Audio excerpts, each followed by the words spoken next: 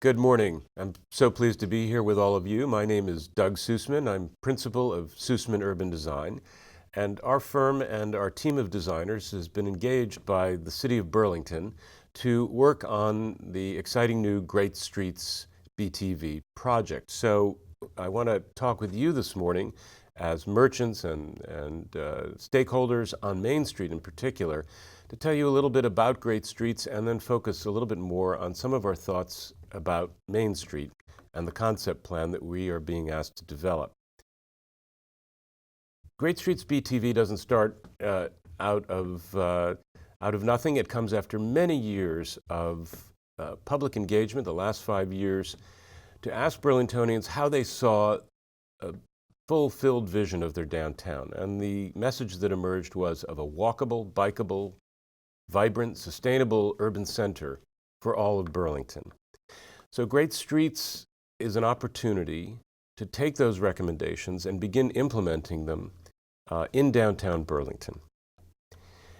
The team has looked at all of the previous studies done over the last 5 or 6 years, pulled out the key recommendations, and have compiled a list that gives us a way to move forward and begin developing what we call street design standards for downtown. Great Streets BTV is comprised of really 3 initiatives in one, and I'll describe them one at a time.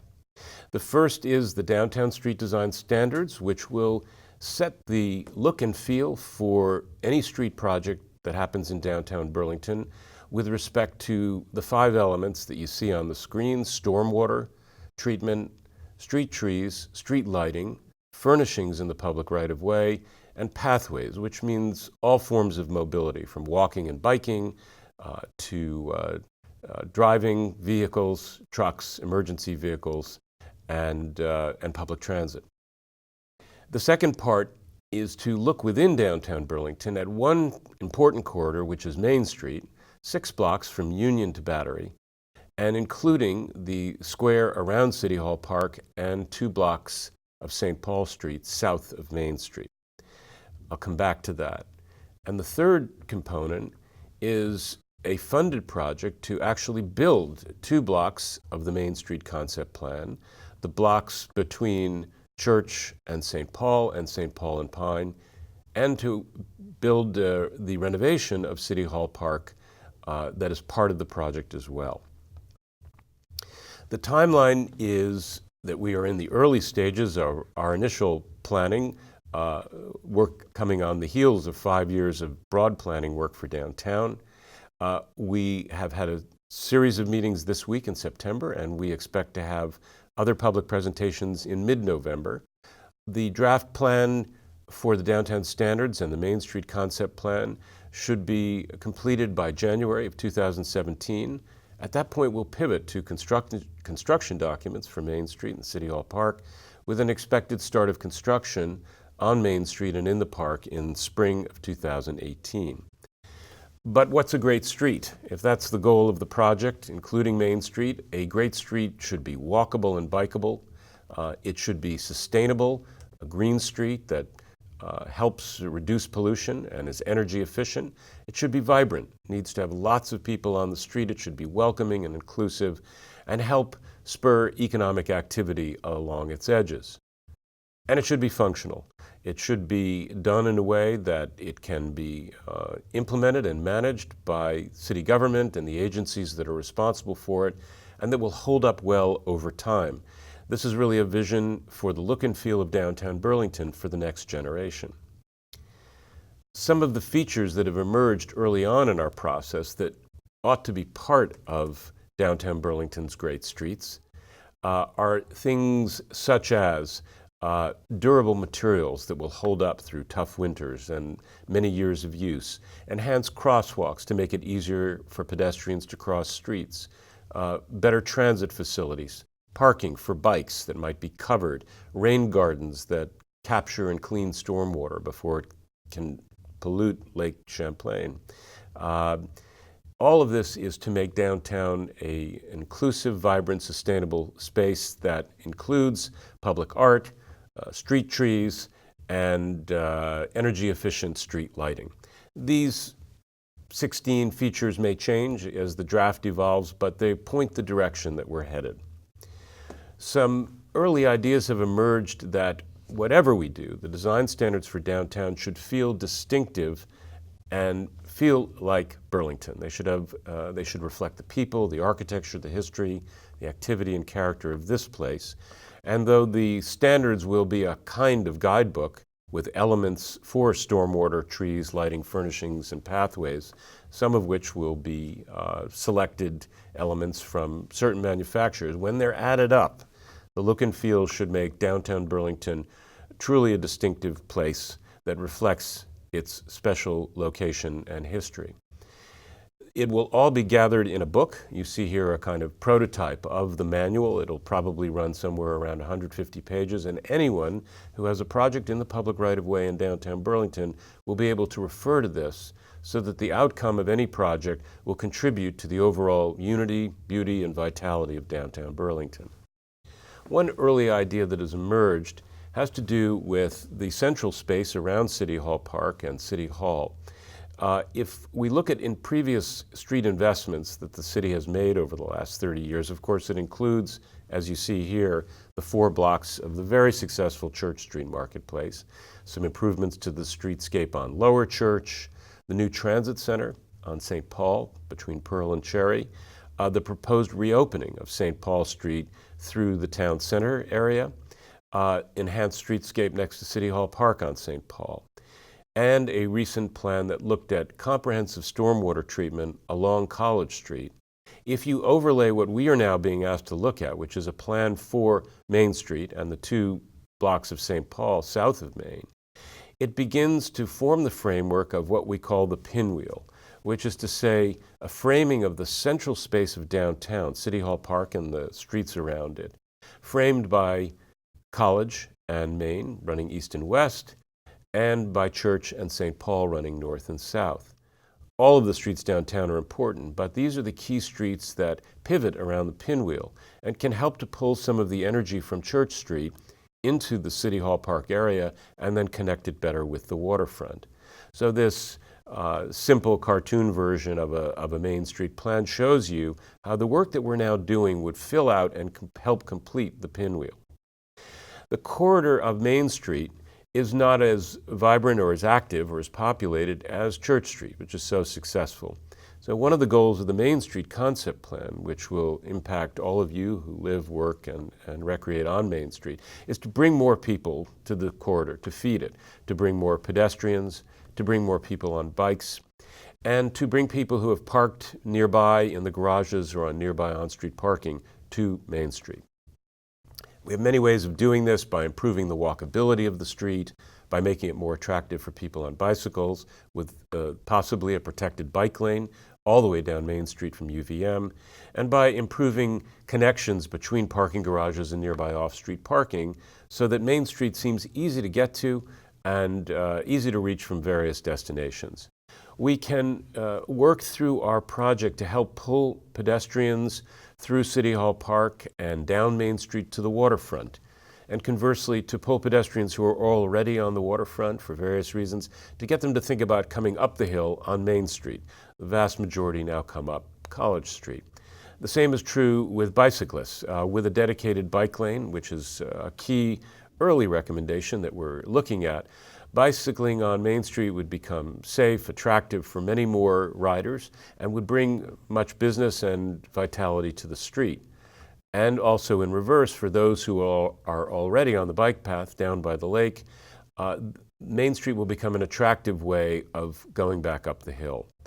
And finally, for those who are parking, better connections to the garages, the city garages that offer free parking, to nearby on-street parking can help feed customers for the businesses that are on Main Street.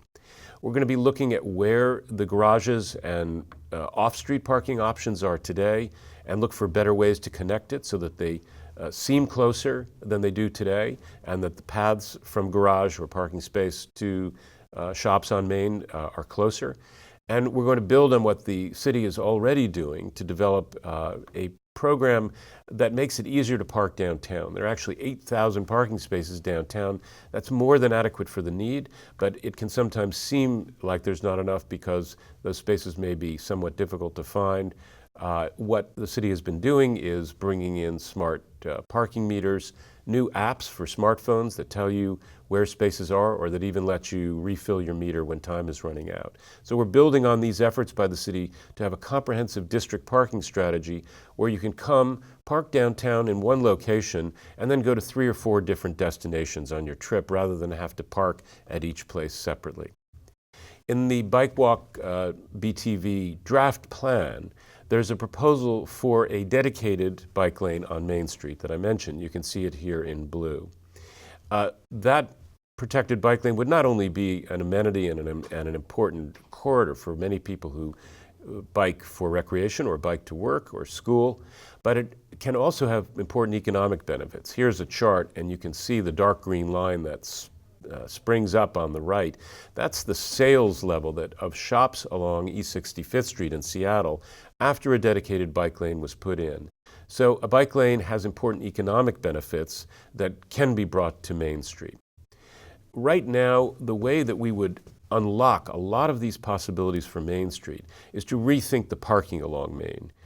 Parking is important, on-street parking, and will remain, we believe, in any plan that is developed.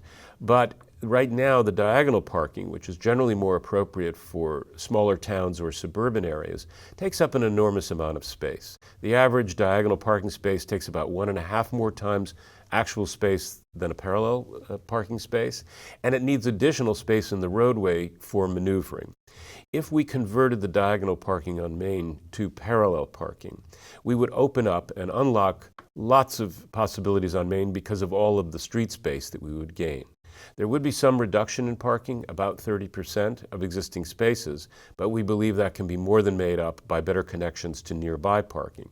And that change from diagonal parking, which you see on the top right of this cross section, you can see that the car there, it takes up 15 feet of space, and there's an overly wide travel lane of 14.5 feet.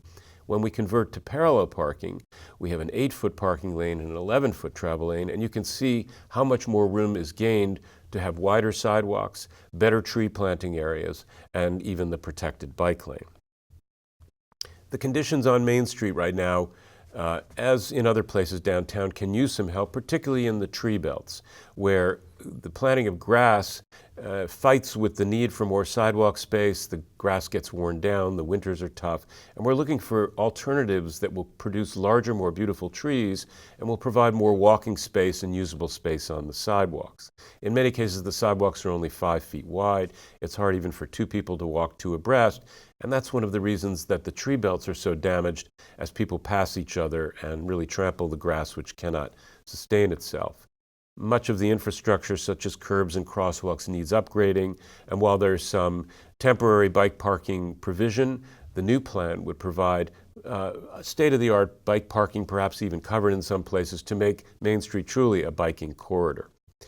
Battery Street, which is shown here with 4 travel lanes, 2 in each direction, is one of the widest streets downtown. It's 99 feet as a right-of-way, as opposed to the 66 feet for most of the rest of the streets downtown except Main.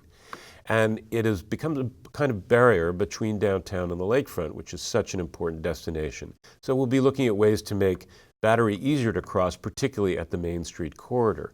Right now, the sidewalk on Main Street at the bottom of the hill simply ends, and it puts pedestrians in the position of actually walking in the roadway, which you can see here. So clearly we need to connect Main Street better to the waterfront. The space in front of Union Station has great potential, and if, as planned, Amtrak trains do come back to Burlington, Union Station will become a more vibrant, active public space. So we'll be looking at what can be done with the space in front of Union Station. The space on the sides and behind offers a beautiful large terrace with views of the lake and restaurants and cafes, and has great potential for the connection to the waterfront and to the bike path. When you're down on the bike path, as you see here in front of Local Motion, Main Street seems far away. It's not visible and doesn't come to mind as a viable option for getting back into downtown. That's partly because as you come up College Street from the waterfront, as you see here, the last block of Main Street, which is the diagonal ramp up to the main part, is not attractive, not appealing, doesn't look like a gateway to a primary street of downtown. So we'll be looking at ways to make that more appealing to bicyclists and to pedestrians who would then use Main Street to come up into the downtown area. And you can see another view of that very narrow sidewalk with no street trees and no indication of how important a segment this is. What most people do is walk up College Street, which is fine, it's an important connector, but there are no shops or amenities for 2 blocks and it's rather steep. So the idea is to offer Main Street as a very good option for people on bikes and pedestrians, along with College Street, both of which then bracket City Hall Park as part of the pinwheel. From the top of the ramp at Union Station, there are beautiful views back down to the lake, and there also are 2 staircases which take you down to the lake level. We want to be looking at ways to get people down to the lakefront, to the beautiful Hale Park, which is also the Lake Champlain Navy Memorial, as a wonderful, most immediate way to get directly to the water's edge. And part of the way we'll look at that is through these connections that I've mentioned on the staircases and down the ramp to the waterfront. We understand that no matter how great the public right-of-way in terms of trees and walkability and biking, what makes great streets vital is the other half of the equation, which is the buildings and the uses, shops, restaurants, and amenities along its edge. It's central to the economic development of the street, and what we do as a team will, in every way we can, help support the merchants and businesses that are along Main Street today. That connection down to the waterfront, we think, will help feed the street from below. We think the hub, the pinwheel, will help feed it from City Hall Park and from above, and that the bike lane will help feed it from UVM and the Hill to the east. So that's a quick layout of where we are in this early stage of the project. We will be back in mid-November to have more public presentations and show you the latest thinking based on all of the good input we had from a series of public presentations this week, including this one today. So we really thank you for coming out and for watching this, and we look forward to further engagement with the public and with Burlingtonians in mid-November as the Great Streets Project continues. Thanks very much.